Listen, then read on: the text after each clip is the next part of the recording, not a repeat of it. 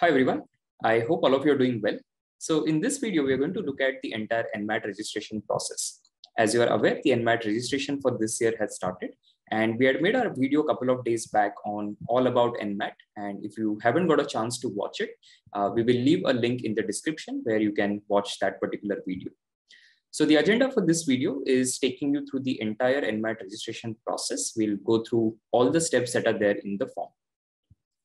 Now, the first thing that you'll have to do is when you are creating your account for the first time is go to this website, which is register.nmat.org. And on the right-hand side, you will see two options. There is a register option and there is a login option. Now, when you're registering for the first time, you will be on the register tab. But once you are done with your registration, you will be using the login button that is there. So since I'm registering for the first time, I'm going to click on register. And it's a fairly simple thing to create your account, which is to enter your first name, last name, your email address, your mobile number, and select the country where you're going to take the test from. And then of course, do the CAPTCHA and you can create your account. So I'm going to create your account and I will then show you how the form looks once the account is created. All right, so now I have completed the process of creating the account. Post that, I got a mail to verify my email address. So I clicked on that and then I got another mail in which they had mentioned the password. So using that email ID and password, I have logged into the account. Now, those of you who have taken NMAT last year, if you use those old credentials to log in, you will see that it will show you some sort of progress already. Maybe it will show you something like 80% completed. This is because they have already retained the information that you had given last time. So they had retained your contact details and your other information that you had submitted, except the information, of course, about the slots, because the slot booking is a separate process. And that is why you will always see that there is some sort of progress in case you have already taken NMAT last year. And you can safely use the same login credentials to register for this year NMAT as well. However, since I am creating the account for the first time, I am not seeing any sort of progress here and it just shows me register now. At the same time, there is no generation of NMAT by GMAC ID, or it doesn't show form submitted on because I haven't started that process. Let's also look at some of the important tabs that you have here. So the first thing is schedule or reschedule. Now, this is something that you will be using to schedule your first attempt. So once you submit the form, once you do the registration process, post this, your NMAT by GMAC ID will get generated. Now, using this same dashboard, you will be able to schedule your first attempt. And in case for some reason you have to reschedule your attempt, you can use this option to do so. After this, you have the retake option, and this will get activated once you have taken your first attempt. So let's say when you want to take your second attempt or third attempt, that time you will be using the retake option. The next is view exam status. Now this option will show you when exactly your exam is. So it will show you the test venue, the time and the date, etc. So all the details will be visible in the view exam status option. After this, you have the admit card. So if you're registering for a test attempt at a test center, then definitely you'll have to carry the admit card along with you. And even if you're taking it from home, you have to show the admit card to the proctor. And that is why this is an important piece of document. So whenever this gets generated, you should take a print and keep it with you. The scorecard will be available for download once the exam is done. So this, of course, will remain inactive till you take the exam. And the begin exam option is something that is used for people who are taking it from home. And this will be made live 30 minutes prior to your test slot. So this will stay inactive till then and will get activated only when you're going to take your exam from your home. So those are the options that you see in the dashboard. In addition to this, there is some material that NMAT gives to all the students. The first thing, of course, being the official practice exam, and this is free. So if you want, you can, of course, take it. And I highly recommend taking the test. In addition to this, there are some paid exams and the NMAT official guide. And in case you want to opt for it, you can always do so. On the left-hand side, you will have a lot of things. A lot of these options will not be used by most of the students, but let's go through some of them at least. The first one is My Profile. Now, in My Profile, you'll get an option to change your password just in case for some reason you want to do it. Under My Notification, you will see all the communication that you get from the NMAT's end, which includes all the updates in terms of when the registration has started and when is the test booking open and so on. In my communication, you will also see some mails that are being exchanged. And here, in case you have already taken NMAT, you will see a lot of updates because all the communication that you have got, you will be able to see here. Under my payments, you'll be able to see the progress on the payment. So once you make the payment, you'll be able to see those details here. But as I said, most of your time is going to be on this side and not on the left-hand side. So what we'll do now is we'll click on register now and we'll begin the registration process. Once you click on register now, this is how the form will look. So the first thing that it has is the personal information, after which you have contact information, education and work-ex, school preference, and then additional information. After this, you have a declaration, and once you're done, you can go through the payment. So what we'll do is the first thing which we have is the personal information. So let's see what all details are required here. Now, here is the standard affair that you'll have in any B-School application or examination form, which is your title, first name, middle name, and last name. They have also asked the gender, date of birth, age, and category. So within category, there are a couple of options here. So you have the DT, Gen, NT, OBC, SC, and ST. And a very important thing is the nationality, because your nationality will decide what identity proof you can submit. So if I select something else, let's say, for example, I select maybe American, then the identity proof that is valid is only the passport. But if I'm selecting Indian, then I get all the options that you have under identity. So let's select Indian. Let's keep it that way. And that's a nice pokayoke that they've done, which is error proofing so that you don't make any mistake. In native language, of course, you can select the native language and upload your photograph. So on photo, there are some specification requirements. So ensure the following while uploading your photo in the form. It should be recent photo, not more than 6 months old. And one of the formats should be from JPG, PNG, or GIF. No landscape or rotated pictures, and it should have either white or light background. Eyes open and visible, and the test taker face should be distinctly visible, straight, and at the center. So again, a very standard thing.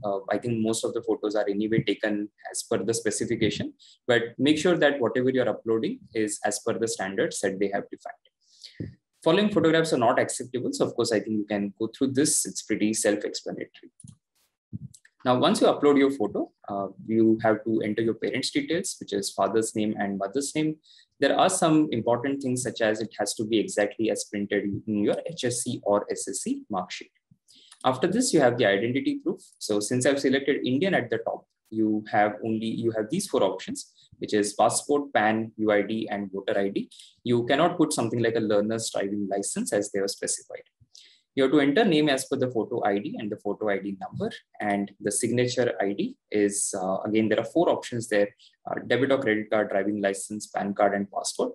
Note that these 2, you can have the same thing, right? So if I select, for example, passport as photo ID, I cannot have that, okay? So I thought initially that they will have that option, but you have to have 2 different things, okay? So that's interesting. So here, if I select PAN, the PAN vanishes from these options, which means I'll have to give something else. So essentially, you need 2 different identities. You have to have either something like maybe a PAN card or a passport, or maybe a PAN card and a voter ID card, and some sort of a combination of these. One of these will be your photo ID, and the other will be your signature ID. And then if there is any special needs, so they have asked whether the student is differently able, and you can select the appropriate option there. So once you fill all these details, you can click on save and exit, and then you'll be taken to the contact information. So let me fill all the details, and I will see you in contact information. Having completed the personal information now, I have reached the contact information stage. And here you have to enter your mobile number. This will be auto-populated. So your mobile number and primary email ID will be taken from the details that you had submitted while creating your account. Now, if you want, you can also give an alternate contact number, and that's a mandatory field. So anyway, you'll have to do it. And you'll also have to give an alternate email ID. In addition to this, they're asking for the address for communication, where you have to select the country. So let's go ahead and select India. And there are details in terms of states. So I'm just going to select Maharashtra for now. And that gives me a couple of more options. So let's select Mumbai. And then you enter your address. So address line 1 and 2 and the PIN code. and whether your permanent address is same as the address for communication. So you can select the appropriate things. If you select yes, then of course it will take that as the communication address as well.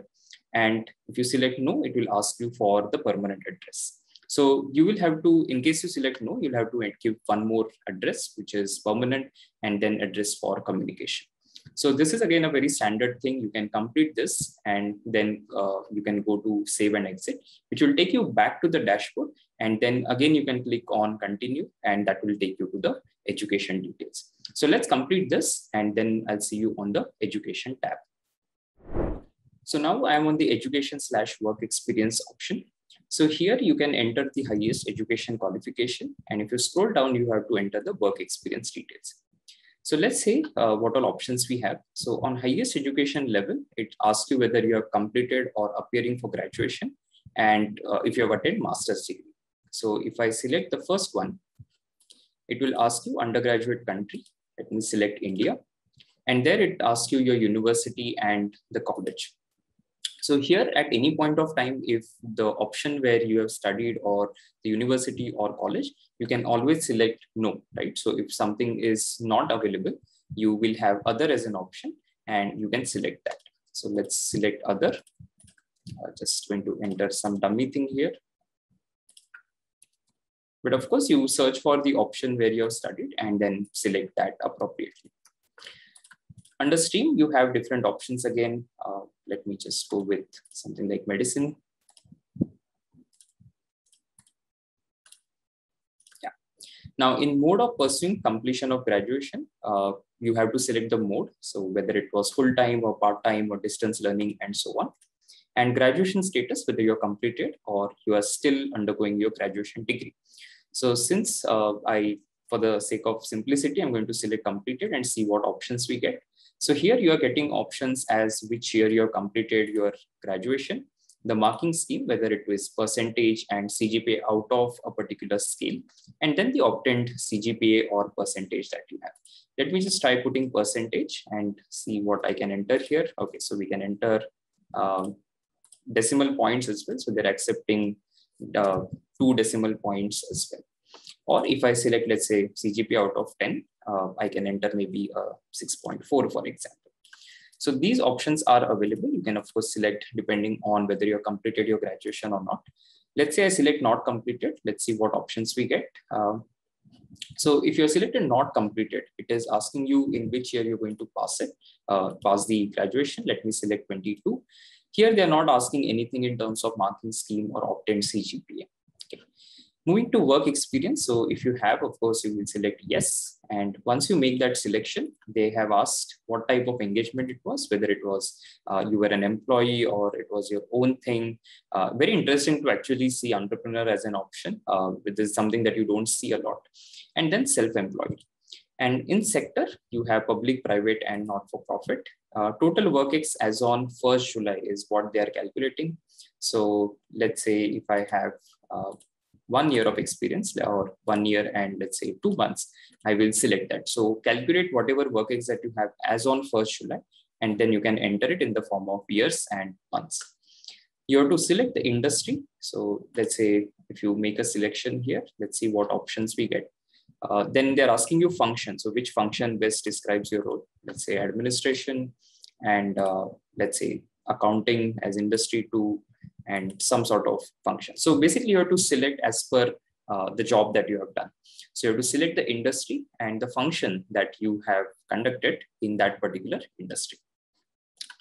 Here they're asking you current or last organization details. So you have to enter the name of the current or the last organization. And once you fill all these details, you are done with this particular tab.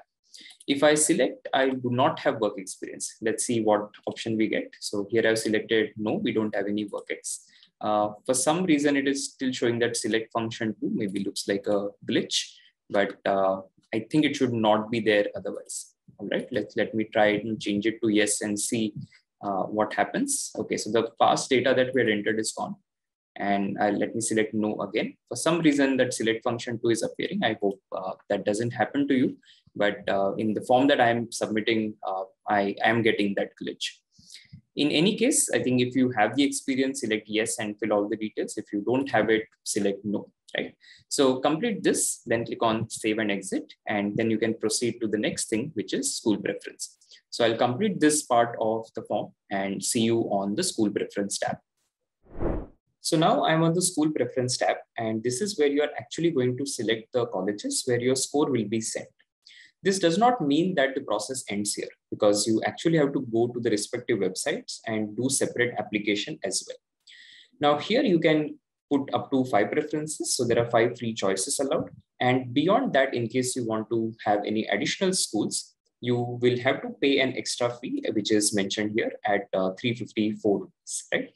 So here for school preferences, we have some recommendations. The first being NMIMS. So let me select that. So this is NMIMS, the MBA program, of course. And after this, you can put Xavier's. So I'm going to select Xavier University. I am also going to select STA Bocconi Asia Center, which was formerly known as MISP. We are also going to select Somaya. And then I'm going to add IFMR, right? So those are the recommendations that we have in terms of what preferences you can give. But as I said, you also have to go to the respective websites. So in case, let's say, for example, I want to apply to NMIMS, I'll have to visit the NMIMS website and do their entire application process separately. The advantage of putting that name here is that your score will be shared with that respective institute. That is why this particular step is important. For example, if I want to apply to STA Bocconi Asia Center, I am selecting the name here. However, I'll have to go to the STA Bocconi website and I will have to complete their application process and whatever is the requirement for that. So that is how the entire process works. So you can put up to 5 preferences. If you want, you can put even 2 or 3 preferences or even 1 preference. But the recommendation is that you put more preferences because, of course, it is not coming with any additional cost. So it is always a safe option to put more preferences at this point of time. So we'll complete this and then we'll move to the next step and I'll see you there. All right, so now I'm on the additional information button. And here they have asked questions such as how did you get to know about NMAT by GMAC, your current background in terms of when do you plan to start your management degree, what other exams are you going to take, and the exams that you have taken in the past. In addition to this, they've asked how are you planning to finance your program and which countries you want to study, and whether you are associated with any coaching institute or helping candidates for any management education exam. I've always wondered why they asked that question, but in any case, let's fill the details. So how did you learn? I'm going to select coaching center and enter IMS. Of course, you're free to decide whatever options you want to put here. It has no bearing on your selection, so you can select whatever is applicable.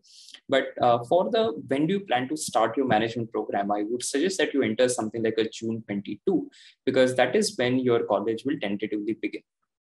You can select the other exams that you're taking and exams that you've taken in the past. Fill all these details and then we can go to the next thing, which is the declaration. So let's fill this entirely and then we'll move to the next step, which is the declaration. Now, once you go to declaration, you will see the declaration here. Of course, I hereby certify that the information submitted by me is true and so on. Of course, you can go through that and you just have to click on I agree. Applicant name will get auto-populated, so will be the date. So you don't have to enter applicant name or date. They are going to be there. You just have to click on I agree and then you can go to the next step. So at this point of time, you can click on preview and go through the entire application that you have made so far. Make sure that you don't continue till the time you have completed everything. So once your form is complete in all aspects, then you can go to the next step, which is the payment part. Otherwise, have a look at the application once properly. I would say do it twice. Go through each and everything that you have mentioned. And once you are sure that, okay, I've completed the entire thing, you can go for the payment button. So let's assume that I have completed the entire thing, and then I will show you how the payment screen is going to look. So now I'm on the last step, which is payment. And once you click on that, you will be able to see the first thing that it shows you, of course, is the review your payment details. So here you will be able to see your name, email ID, and phone number. And your address will be visible. And along with that, you'll have to select the country and the state. At the bottom, if you scroll down, you will see that there is an option to add more product in case you want to opt for it. This is a completely optional thing, by the way, it's not mandatory. So you can decide to leave this unchecked. On the right hand side, it will show you the subtotal, which is 2300 plus taxes. So coming to 2714. And of course, if you go for the additional test, this will increase. And once you have verified all the details, you can click on submit and make payment. It will ask you for the choice of the payment mode and so on. And you can complete that and you're done with the entire application. So this was the entire NMAT registration process. What you have done at the end of this is that you will have your NMAT by GMAC ID, and it will show you that you have completed your form when you log into your dashboard. After this, you can go for scheduling your exam, and that's a completely separate thing from form submission. So at the end of this, you have just submitted your form. Keep that in mind. You have not yet selected the test date. You will have to go to your dashboard, and from there, you will have to complete the process of selecting and booking your slot separately. So I hope this video has helped and given you a nice overview of the entire form. Please make sure that you fill the form at the earliest and select the slot also as early as possible so that you don't have to do any last minute rush. I hope the video has helped. All the best to all of you.